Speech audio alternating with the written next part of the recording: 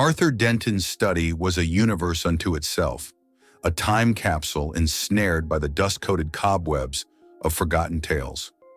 Yellowed newspaper clippings, faded photographs, and scattered mementos of old mysteries staked their claim amidst the disorder. An ancient typewriter, its metal teeth gnawing on a half-formed page of text, sat on the mahogany desk, its presence asserting the room's purpose. The low thrumming of a worn-out vinyl record layered over the silence, punctuating the air with an old melancholic melody. Arthur sat amidst this chaos, his back curved like a question mark, his generous soul embedded in the creases of his face. He held an anonymous letter, the neat yet impersonal handwriting whispering tales of an orphanage nestled in Cherry Hill, New Jersey. Words dripped of veiled secrets and hidden terrors, strange happenings under the cloak of darkness, and children too quiet for their innocent years. The hint of the hidden, the forbidden, the unspoken ignited an old flame within him, a flame that the decades and his personal trials had tried to snuff out. He absently traced the scar lining his jaw, a grim keepsake from his bout with schizophrenia. It wasn't just a letter, but something primal that stirred within him, the fierce, protective instinct of a guardian. "I'm too old for this," he murmured to himself, running fingers through his graying hair. Yet even as he voiced the thought, he felt a peculiar energy coursing through his veins, resurrecting the invincible reporter of yesteryears. In the silence of the room, the telephone rang, slicing through the air like a staccato heartbeat. Startled, he picked up the receiver. It was Martha, his beloved sister, her voice crackling over the line, a soothing balm to his jangled nerves. They spoke of mundane things: weather, her children, the price of bread. Yet the conversation felt unusually significant to him, the tether to the familiar as he stood on the precipice of the unfamiliar. "I'm thinking of going to Cherry Hill," he finally admitted, the words hanging heavy between them. "Artie, please," Martha pleaded, concern seeping into her voice. "After everything, the voices, the visions, do you think it's wise?" His lips curled into a soft smile. "Martha, dear, you forget who you're talking to. I'm not just your foolish older brother. I am the man who, once upon a time, looked into the abyss and made it blink." The echo of his courageous past reverberated through the room as he hung up, the decision cemented. He was ready to wade into the stormy depths of the unknown once again. Tomorrow he would set foot in Cherry Hill, and God help anyone who tried to hide the truth from him. A soft sigh escaped him, a whisper of the storm to come, as the vinyl record continued to play, each note a quiet echo, a prelude to the symphony of horror that was soon to unfold. The mundane was about to meet the macabre, the reality was about to dance with the nightmare, and Arthur, with his brave heart and troubled mind, was at the center of the cosmic ballet. The quaint town of Cherry Hill lay sprawled out under an infinite blue canvas, its calm demeanor belying the discordant notes of its hidden story. Arthur, stepping off the old rattling bus, took in the peculiar serenity of the place. From the antiquated red brick buildings lining the narrow streets to the unseasonable stillness in the air, every element screamed of an enigmatic quiet.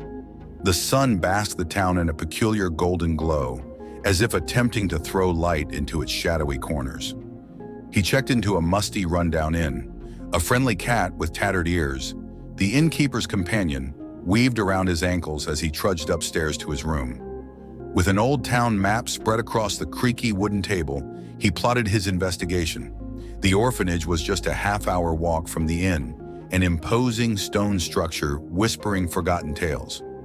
His first stop, however, was the town's newspaper archive, a hoary building, its wooden bones creaked under the weight of Cherry Hill's chronicles. Edna, the archive's elderly guardian, eyed Arthur with a mixture of curiosity and suspicion. The crow's feet by her eyes deepened as she listened to his subtle probing about the orphanage, her gaze never leaving the old journalist. "Haven't heard any tales, Mr. Denton," she said, her voice a dry whisper against the dust-filled air of the archive. "Cherry Hill is a quiet town. Too quiet, maybe."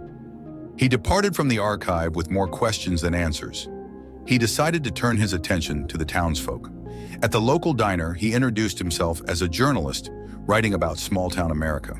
Conversations flowed, initially guarded, but gradually warming. However, the moment he steered them towards the orphanage, he was met with averted eyes and tight-lipped smiles. Undeterred, he finally stood before the iron-wrought gates of the orphanage, the building looming in the twilight like an ancient crypt. He was greeted by a stern-looking matron who allowed him a brief tour. Her hawkish eyes never left him, and the children, though seemingly normal, were noticeably silent. At night, alone in his inn room, he found his mind spinning. He penned his thoughts on his typewriter, the rhythmic clacking breaking the silence. As the clock struck midnight, he felt the old familiar shivers, the ghostly echoes of his past illness. He closed his eyes, pressing his palms against his temples, willing himself to stay grounded in reality. Yet as he looked out of his window at the quiet town, he could not shake off the feeling that Cherry Hill was a puzzle box, the orphanage its keyhole. His tired eyes strained against the darkness, catching glimpses of fleeting shadows, the contours of reality and delusion beginning to blur.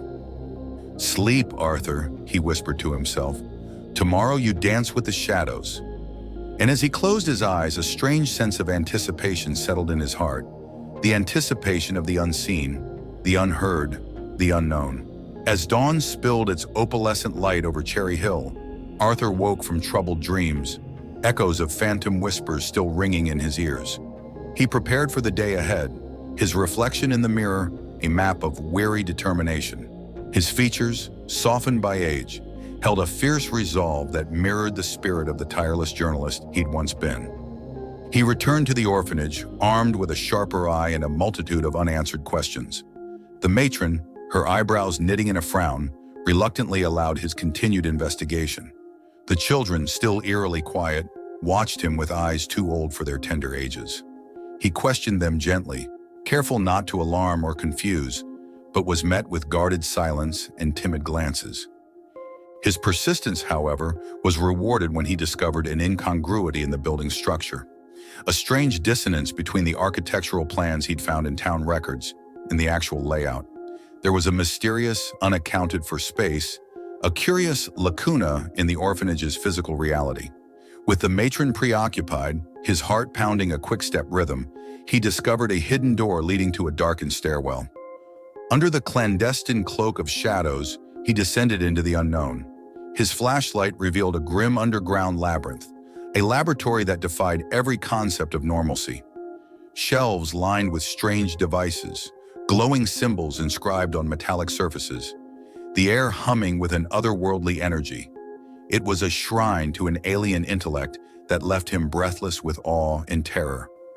Among the alien artifacts, he discovered something even more disturbing: records of the children, coded data that suggested they were subjects of unimaginable experimentation. A chilling realization descended on him. The orphanage was a facade for extraterrestrial operations. His protective instinct roared to life, fueled by the fear for the innocent children trapped in this cosmic spider's web. As he climbed back into the benign light of the orphanage, his mind swam with dreadful possibilities. His hands shook, not just with the cold chill of the underground, but with a newfound fear. Yet every pulse of fear fed his determination, amplifying his resolution to unveil the horror hiding under Cherry Hill's facade. Returning to his inn, he barely noticed the friendly cat, his thoughts echoing with the unearthly hum from the lab. He sat by his typewriter, the blank page an open invitation.